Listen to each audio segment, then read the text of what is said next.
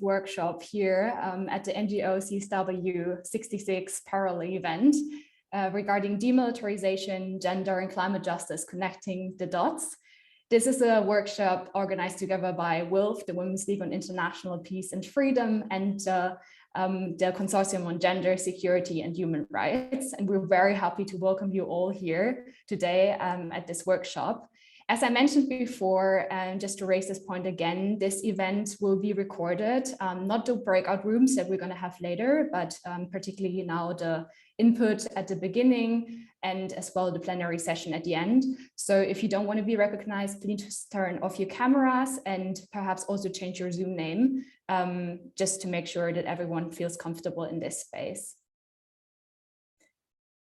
This is going to be a 2-hour interactive workshop. We're going to start just to walk you through a little bit with a 30 minutes panel where our distinguished speakers, Neta, Carol, and Claire, will give us an input on the connections between demilitarization, gender, and climate justice. And then afterwards, we will go in different smaller breakout sessions where we kind of will work on the different links between demilitarization and the possibility to find sustainable and also gender just solutions to the climate crisis. And then at the end, this will be followed by a plenary where we also will present the different outcomes of the different working groups. I first want to introduce quickly our distinguished speakers for this event that we have here today with us. I would like to start with Neta Crawford. Neta is a professor and chair of the Department of Political Science at the Boston University. Her research focuses on war, ethics, emotions, normative change, and climate change. Neta, it's great to have you here on board. Welcome. Then we also have Claire Duncanson with us. She's the senior researcher and scholar at the Consortium on Gender, Security and Human Rights, and also a member of our WILPF academic network.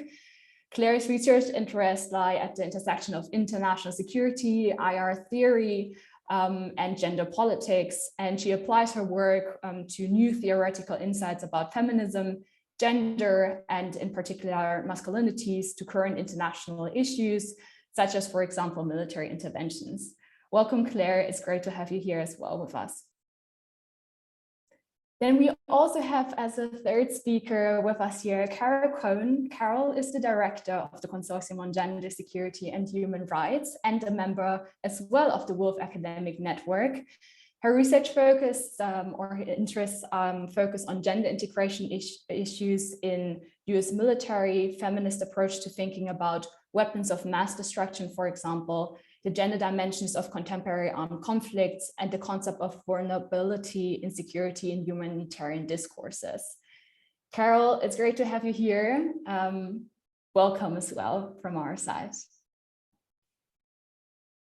We also have Caitlin Ryan. She is joining us from the Netherlands today. Dr. Caitlin Ryan teaches international relations at the University of Groningen, and her research focuses on the political economic dynamics of post-war intervention.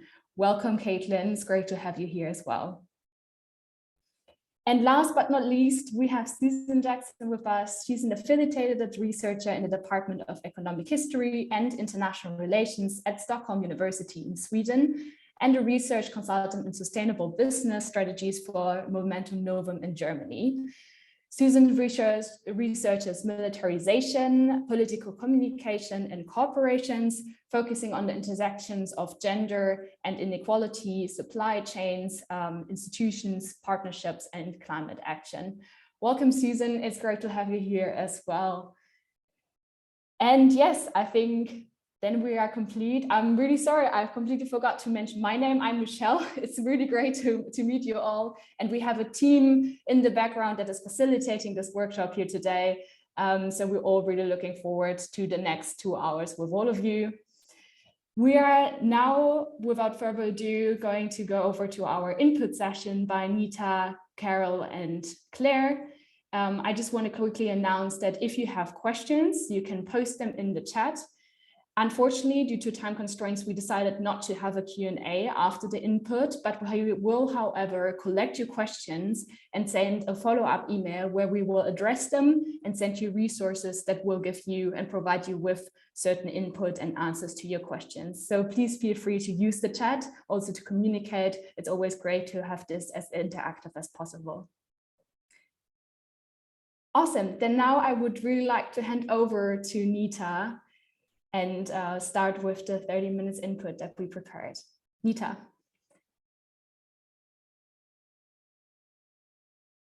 Hey, thank you so much. I'm really pleased to be here. Claire Duncanson is graciously actually running the slides for this. Claire, can you make it so that we could just see the presentation and not? Thank you. Awesome. The we presentation. So happy to be with you. And what I'd like to do is quickly run through a lot of ideas. And if you do have questions, I will try to look at the chat and maybe answer later in the chat. Okay, so thank you for this opportunity to share some research that I've been doing on greenhouse gas emissions. And I'm going to give you the bottom line in the beginning. US annual emissions for greenhouse gases, that is global warming emissions, are military emissions last year were about 51 million metric tons. That's the military's emissions. Military industrial emissions were about the same size. Now, other countries, of course, have militaries that emit greenhouse gases, and unfortunately, we don't exactly know all of their contributions. It's been estimated by various groups. For instance, Stuart Parkinson in the UK has estimated totaling the official information given by the Ministry of Defense that their emissions were 3 million metric tons of CO2, and that there are also military industrial emissions that are about the same size, but or maybe twice as much. But he and his colleagues suggest that those are low, that those numbers are low. As the European Union also has about 24 million metric tons of emissions, but again, we're not sure about that because not everything is counted. But what I want to do today, if we go to slide 2, is talk about history, scale, and sources of war-related emissions, the deeper causes of military emissions, how the military thinks about climate change, the process of securitization and militarization of climate change, and greenwashing of the DoD. Next slide, please. So thanks, Claire, for the next slide. Here, let's quickly do the history. Essentially, the carbonization of militaries began in the 19th century when the military moved from sail and oars to using steam engines that were powered by coal and then later by oil. And then military industry is, marching along at the same time. Military industrialization is first, mostly powered by water and, the arms of people. And then it begins to be powered by coal and then eventually oil and sometimes nuclear power. So at the same time, there was anxiety about basing coal in global locations. You can't have an empire if you can't get to the empire. And it's much easier if the coal in the 19th century was distributed globally in the places you wanted to have your empire. And it becomes a reason why the United States, for instance, expands into Japan. It's to get coaling stations. And the taking of Hawaii is in part about coaling stations. So what I have here is a map of British coaling stations, but the United States in the 19th century was relying a lot on British coaling. And then this all begins to be US coaling stations through various means. Capture in war, leasing, and eventually sometimes incorporation into the United States. So if we move to the next slide, slide 4, what we see is gradually anxiety about access to those stations, and then the need to deny. I'm not sure why we have that part at the top there on the slide, but what we're talking about is the need to deny access to the other guy, the adversary. So what we see here in this chart on the right is the bombardment of German oil production facilities in World War II. And here's an image of what it looks like. So if we move to the next slide, what we see is that in World War I, Lord Curzon said, the Allies floated to victory on a wave of oil. It became more important, as I've shown in the last slide, in World War II. And then we began directly targeting, the United States also was directly targeting oil production. And here what we see is the targeting manual, the current targeting manual for targeting oil production, which the US continues to do. So as we'll see in the next slide, the consequences of that are that there's oil spills and degradation, long-term degradation in the land and water, but there's also more carbon released in a sort of inefficient, unuseful way that's poisoning, not just the particulate matter, but of course the greenhouse gases. Then this is a strategy the US and other countries have used, targeting oil, and we see it in Syria and Iraq in the targeting of ISIS facilities. And we also see the desire to control access to energy in the current war in Ukraine. So this is a source of significant emissions, but that we don't count. Okay, that's important to know. Somehow, Claire, we've got to figure out how to get rid of those blocks. Anyway, so then next I wanted to talk about how is it that the empire works? All right, so if we move to the next slide, the American empire depends on, are other people seeing these blocks of, can I have a yes or no? Yeah. Yes. Yes. Okay, sorry about that. What we're seeing here is how the empire depends on, the same as the British Empire, depends on access to fuel. And here are the locations of US Defense Logistics Agency fuel. It's all over the world. And there are 8 distribution centers, for instance, for Pacific Command, 4 distribution centers for Africa Command, lots of distribution centers in the Western Hemisphere. And the point is that oil is the lifeblood of the US military. It's not just oil, though, it's power, electric power, to power military industry, which we should always keep in mind. So then if you look at the next slide, all of this is related. These, if you get to the next slide, these are supporting US bases. Okay, so the energy infrastructure is key to supporting these bases and lily pads, which are very small. And if you go to the next slide, you'll see that it supports US operations. Okay, in 2020, the many operations of the US military in the war on terror. And then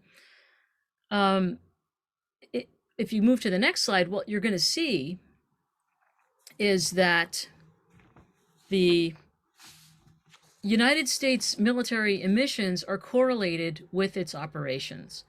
In other words, at the end, in 1975, on the far left, at the end of the Vietnam War, military emissions went down. Now, you recall the Vietnam War was prosecuted on the ground and in the air with lots of airstrikes. After the United States left, emissions went down, but they remained high because the US remained mobilized in the Cold War. At the end of the Cold War, they dipped, and then you'll see in 1991, emissions went up because our operations went up. And what you see in the top line is total emissions. The red dashed line in the middle is what are called non-standard emissions. Those are the operational emissions, and those most closely track things like the use of air power. And then the dotted line at the bottom are basically the emissions that are known as standard emissions from bases and installations. So what you see here is, of course, the major takeaway is that war drives emissions. Demobilization during the post-Cold War period before the United States went into war in Afghanistan, Iraq,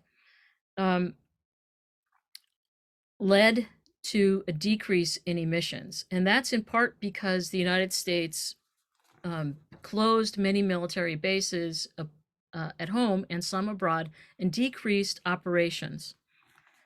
If we move to the next slide, what you'll see is that a little closer snapshot here of emissions and this larger trend post-Cold War of declining emissions. So peace is good for the environment. In other words, that's the takeaway. But you notice that the United States was able to reduce emissions after increasing during the global war on terror at the same time that it prosecuted the war. And that's very interesting, and I can explain how that happens, if people are interested, perhaps in the chat, but it's in part due to the fact that base realignment and closure continued, but the US also changed its fuel sources, for instance, moving away from coal, just like the rest of the world moved away from coal. Okay, if we move to the next slide,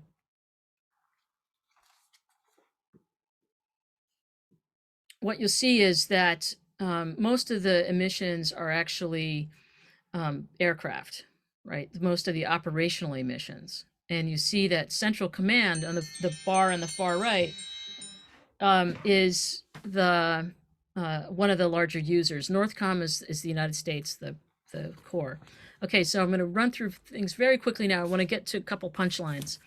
First punchline, next slide, is that Claire, if you could do the next slide, that'd be great.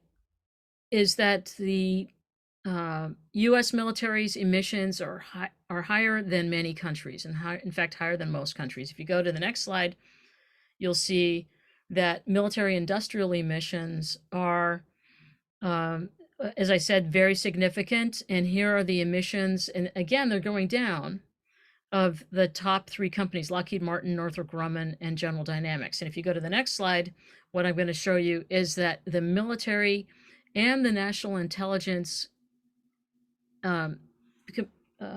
community get it. They get climate change. They get the climate change effects of different levels of warming. Why did they get it, and why did they get it earlier than the rest of the world? Because the Navy and, in fact, the DoD in general paid for much of the research that told us about climate change. The early research was funded by the DoD, and they, in the 1990s, became very concerned to protect against the impacts of that. So let's move to how the military understands it. Next slide, please. What we see is that the military gets climate change. They first of all, they fear institutional overwhelm, and they're worried about their bases being flooded. And here's a map that they have dealt with, that they have made, that shows what they expect to deal with in the coming decades. These are the installations that are already experiencing difficulty. If you can move to the next slide, please. And what we see in this slide is the impact of extreme weather. They're worried about extreme weather. If you move to the next slide, at their bases, and in fact, in this next slide, that you'll see, here's Diego Garcia, a major air and naval facility, and they're worried about it flooding. Right. So then we can move to the next slide. Then here we see the idea is that not only are they concerned about bases and installations, they're concerned about climate change caused instability. And this is in fact a theme that has increased over the last decade. Here's an early proponent of this argument that climate change caused insecurity is going to be more of a problem than the traditional causes of insecurity, including in the Asia Pacific region. If you move to the next slide, we'll see another proponent who is telling us that it's already impacting stability, the former Defense Secretary Jim Mattis. And if you move to the next slide, what if you wanted everybody on the next slide, just take a screenshot and read this quote, because it's telling us that their increased anxiety about climate change, and especially, they say, geostrategic competition, emerging technology, and global demographic trends, it is reshaping the risk landscape. So they're worried about an increasingly accessible Arctic and competition over resources. But the next paragraph is really where the rubber meets the road. They're worried about nations increasingly vulnerable to domestic instability, with sweeping implications, they say, for regional and border security. And they're worried that revisionist nations like Russia and China will seek to exploit climate change-induced instability to erode the rules-based order that the United States relies on to sort of control what they want to control. So, and they also, in one of these documents, talk about how some power will try to geoengineer, that is, throw dust into the atmosphere to decrease global temperatures. And if that happens, that's the road to greater instability, and that countries will react to that. So if you move to the next slide, we're almost done. What we see in the next slide is the way that the DoD looks at the world in terms of climate change caused risks. So they're going to need increased demand of their resource to do things like provide for humanitarian assistance. But they're also, if you look at those fists that are clashing, they're also anticipating greater conflict. So climate change is going to lead to war in a neighborhood near you. And the next slide, you'll see that they have, in fact, identified Africa as a zone of highly vulnerable countries. And here is where Africa Command will be very useful to them. And what you see in the next slide is the fact that, of course, what we know about global inequality is that the cumulative emissions are from the developed and major weapons holding countries, the great powers, as they say, and that the cumulative emissions from the most vulnerable zones are the lowest. So here's the instantiation of inequality right there. But then we know finally that the DoD is going to respond to all of this, next slide, by engaging in adaptation. So what they intend to do is adapt and become green. And this is a form of greenwashing. In other words, what they're saying is that they're going to reduce their emissions. So in some cases, they argue substantially. What I've already shown you, though, is that they've already reduced their emissions. So the Army says that they're going to reduce their emissions by 50% by 2030. But what we know is that their emissions have already increased between 2010 and the present by more than 30%. So they don't have very far to go to reach that goal. And they have a 2005 benchmark. Final slide. I wanted to, and I'm way over time, I wanted to, in this next slide, talk about this militarization, oil consumption cycle, where the military and the civilian society demand fuel. You make bases to protect the access to fuel. You make alliances to protect access to fuel. You're insecure about it. You increase the bases and alliances.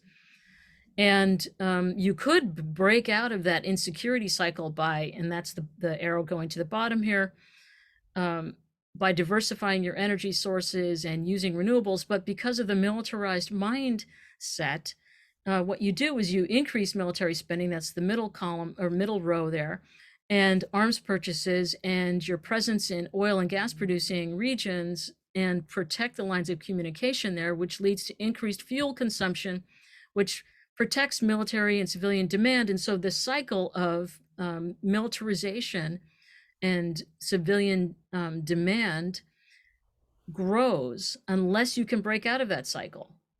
And that's the connection that I finally wanted to make. Sorry about the slides. It's been a day. On to the next.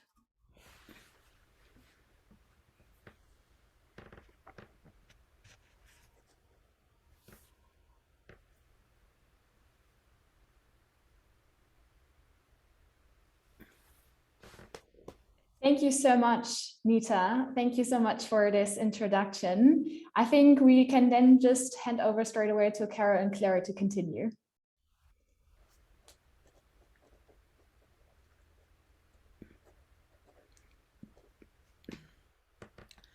Are you able to hear me? Yes. Sorry, and because I lost my controls there, let me just, can you see me as well? Yes, we can see you. We can still see the shared screen. Okay, so here I am. Perfect. Okay. Right. So thank you, Neta, for that. Carol and I have jointly written the next part of the presentation, which really focuses on how gender fits into all of this, how gender plays out, but we'll each read a part of it. So what Neta has made particularly clear, I think, is not only the role that militaries and militarism play in driving ecological crises, as well as violence, but also perhaps the less direct, by bringing in the history, but equally important way that militaries and militarism have driven ecological crises, inequalities, insecurities, and violence, not just in their day-to-day operations, but in the way that militaries have been a driver of, or have been underpinning the global economic relations that have been based on extracting resources from the global south for the benefit of the global north for centuries. So their role in enforcing the entire extractive system that treats humans, especially women, Black, Indigenous, and other people of colour, and the planet itself as infinitely exploitable for the power and profit of a few. And these extractive and exploitative relations have been underpinned by militarism and enforced by militaries over and over again, from the process of colonization itself to the countless times where post-colonial independent states have tried to nationalize or put controls on the exploitation of their resources, or to implement land reform, and have been met by the violent overthrow of their governments. And all these harms, all the ones Neta discussed and those I've just mentioned, are too often missing from debates about climate and ecological crises. Militaries and militarism are not always high on the agenda, or high enough on the agenda of environmentalists. And they're simply not mentioned in the many plans that we see emerging from governments that purport to address climate change and other interconnected crises. So initiatives such as Green New Deals, just transitions, green recoveries from COVID-19. So given the scope of the climate and ecological harms they cause, how could militaries and militarism be left out? How do we understand this absence? Their free pass is, of course, partly explained by the power of corporations and the profits that can be gained from militarism, and the influence that they exert over political office holders. But we think economic self-interest alone can't explain the level of popular support for militaries, for militarized conceptions of security, and for keeping militaries and their greenhouse gas emissions completely off the table when it comes to the various government plans to address the climate crisis. So for us to understand these dynamics, we need to pay attention to the way that gender operates as a symbolic system. So the idea that for generations, militaries have been the most effective means of achieving security, has been naturalized by its association with ideas about masculinity. So that strength is defined by being able to protect oneself, that bullies only understand force, that vulnerability invites attack, that security requires impenetrable borders, and so on. So this association of manliness with a militarized conception of national identity and national security helps keep militarism outside of policy debates. It helps make militaries, military spending, and military solutions seem like the superior and realistic and natural and obvious routes to achieving security. And the problem doesn't stop there. Just as ideas about gender naturalize militarized conceptions of security, they make the alternative ways of thinking about security that we so desperately need seem to be weak and unrealistic and can stop them from being taken seriously. So while both the COVID-19 pandemic and the climate crisis have made it so clear that the biggest threats that we face don't have military solutions, that we're in desperate need of transforming our economic systems to prioritize care, that argument becomes harder to make than it should be. And this is in no small part because care is associated with women instead of with masculinity, and thus it is not respected or valued as it should be. The paradigm shift that we need, a shift to valuing and respecting nature instead of seeing natural resources as something to exploit and extract, to seeing nature itself as having agency rather than just a thing to manipulate and bend to our will, to having our goals be human and planetary flourishing instead of ever expanding GDP and profit making.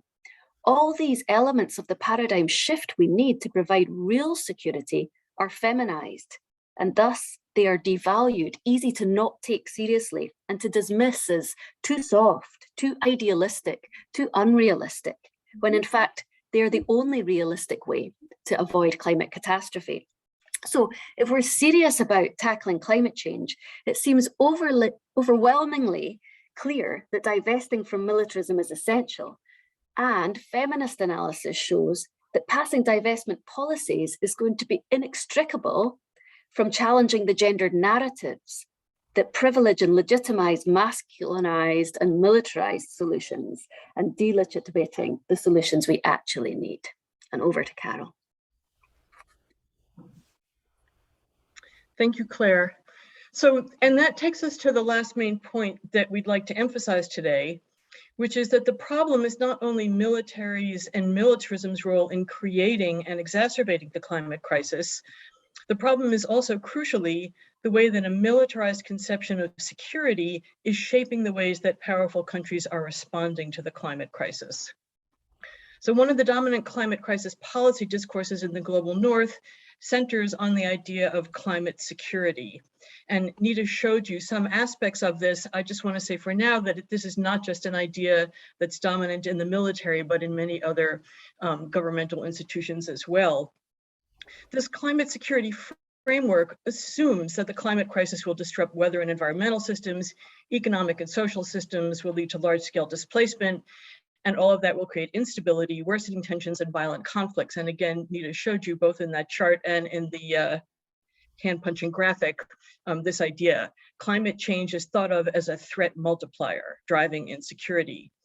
Now, in this framework, the security that's of most concern is threats to the security of the global north, meaning the ability of its militaries to be based, deployed, and operable, as Neta showed us, and the ability to not only defend their borders, but also their political and economic power. Now, of course, there are multiple dangers in the climate security framing and the overall securitization of the climate crisis. Neta showed us the ways in which it justifies increases in budgets of militaries and other security institutions, and that is really sucking up money that we need to deal with solving the climate crisis. It also leads to and legitimates expanding military training and operations, thereby increasing their vast use of fossil fuels and other forms of environmental degradation, as you saw in that final loop of Neta's. All of that making the climate and eco-crises worse, not better.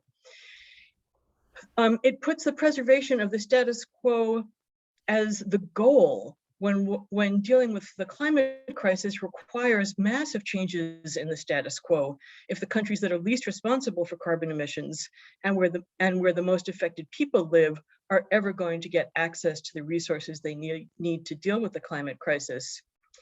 And it's a vision of the world from the perspective of northern elites, which locates climate security threats as coming from out there.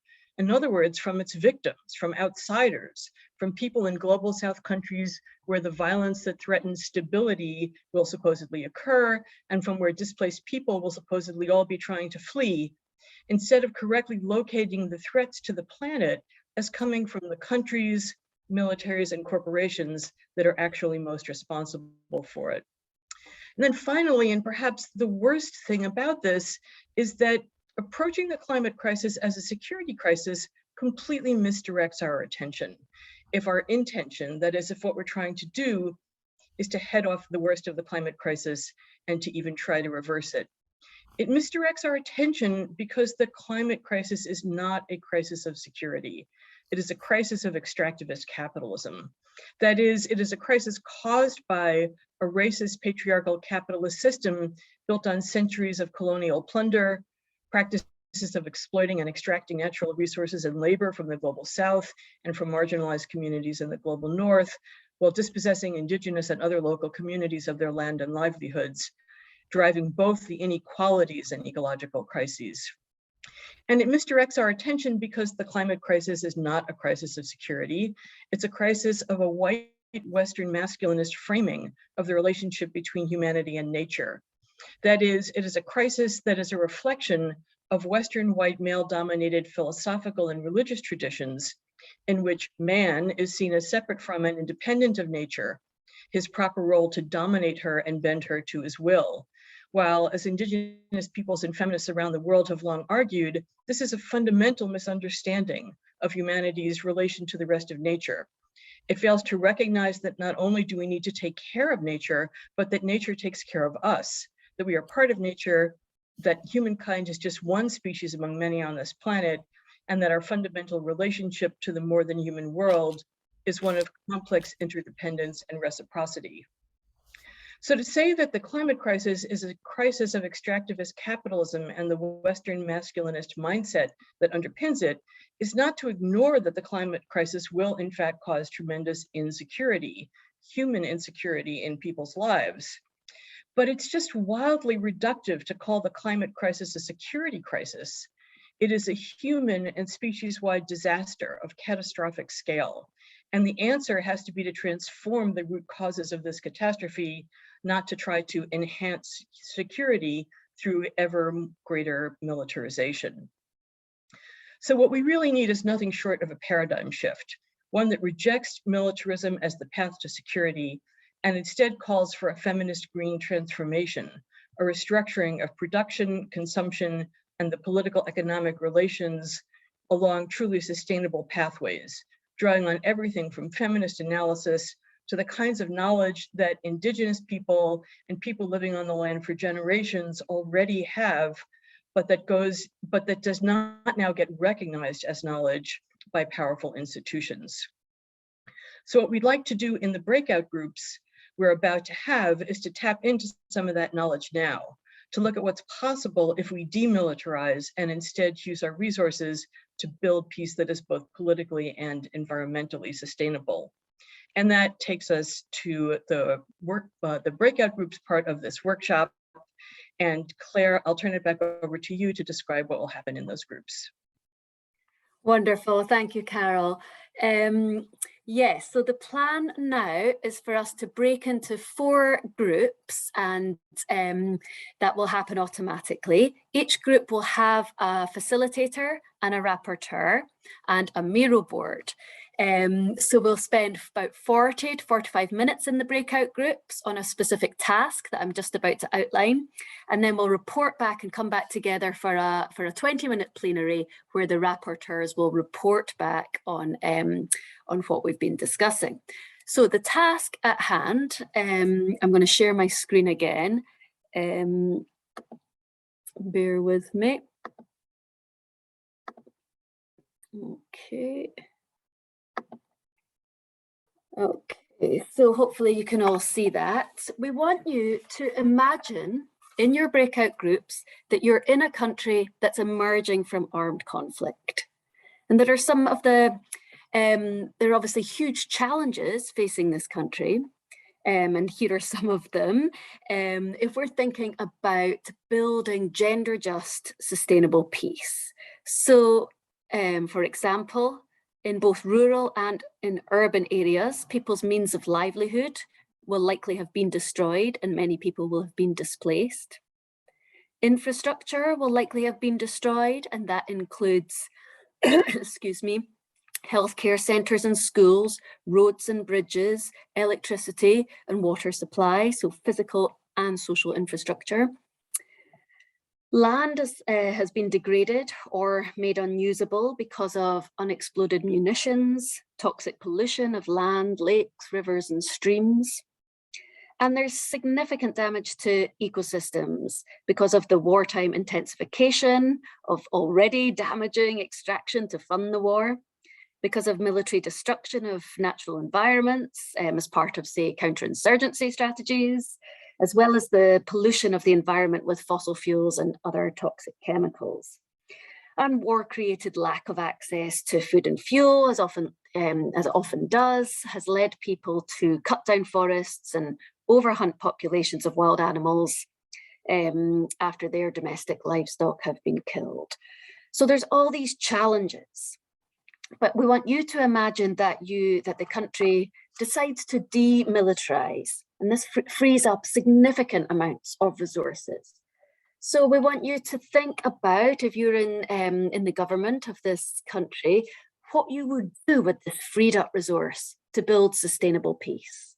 What programs or initiatives would you fund in order to support sustainable peace?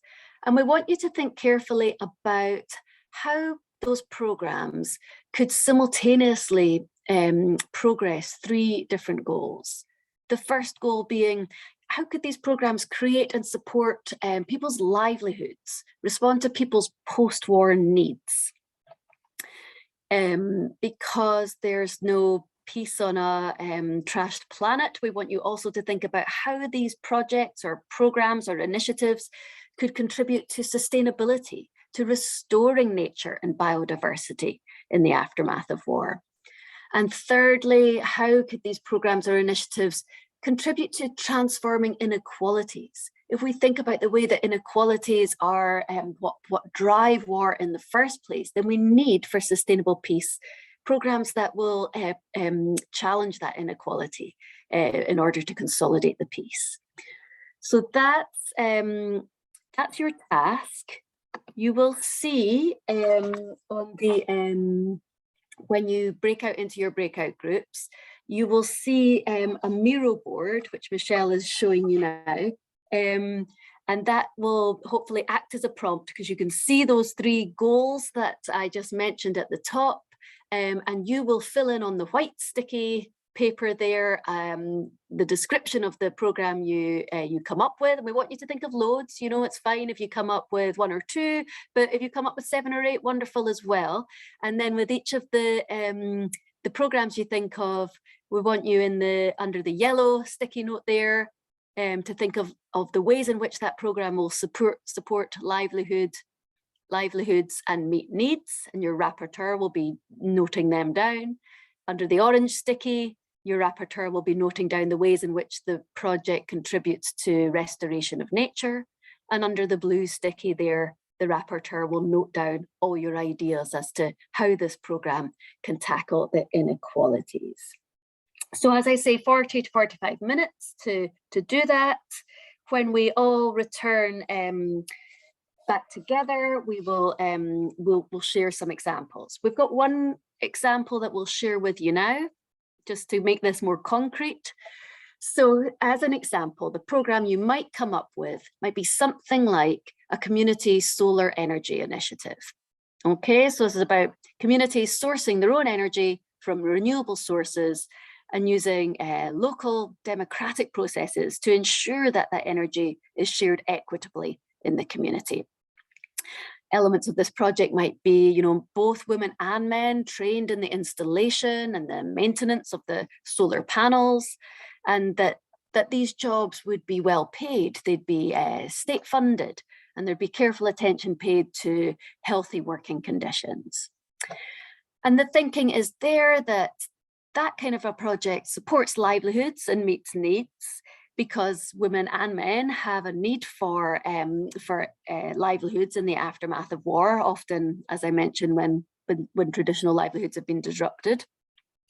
They also need accessible and affordable energy. So in both those senses, it meets people's needs.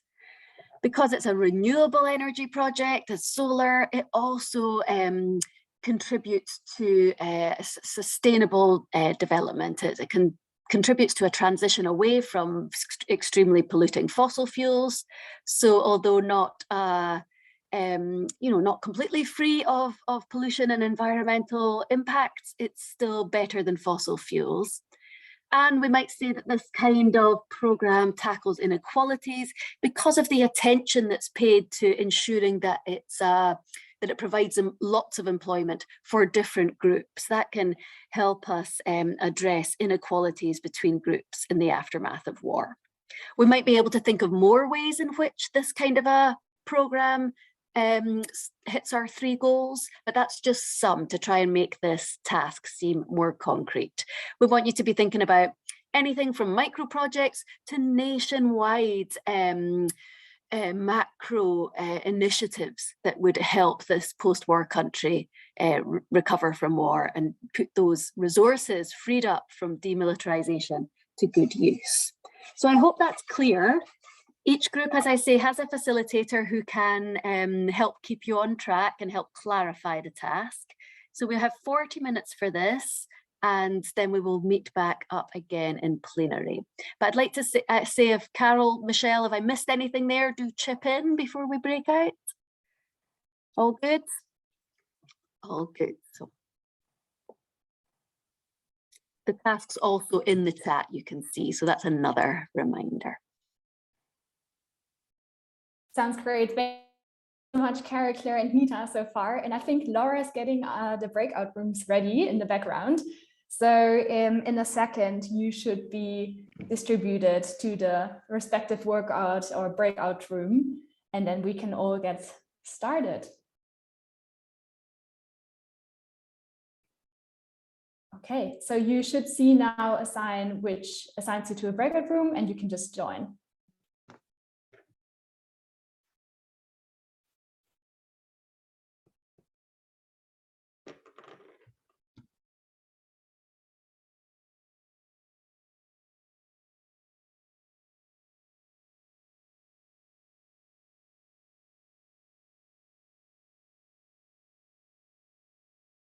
So, yeah, showing your little face. You don't have to show your little teeny tiny face in a box, but that might be useful. I'm actually facilitating, and the rapporteur. I actually don't know who our rapporteurs are. It's me. Hi, Laura. Oh, hey, Laura. Sorry. Okay, I wasn't sure who I was assigned. And okay, great. So I'm facilitating. Is this everybody, do we think? Okay, excellent. Okay, so why don't we just start talking about that scenario? And my job is just to keep us running through the scenario. And it has our Miro. Have you got our Miro board, Laura? Okay. Do we want to see the Miro board? Or we'll just brainstorm? Depends on you. What do you prefer? Say again? Depends on you. Do you prefer to share the Miro board right away? Well, we could. Why don't we just really quickly run? You know, we have 40 minutes or 39 minutes. Why don't we just quickly say who we are, and you know, get to know each other a hair, and then talk about. Then we can move into the scenario and use the Miro board if that's okay. So you know who I am. So look, can we start with Ellen? Hi, I'm Ellen Woodsworth. I'm with WILPF Canada, based in Vancouver, Canada. And I think this workshop is incredibly important right at this moment, and especially because Canada is just about to buy 88 fighter jets, and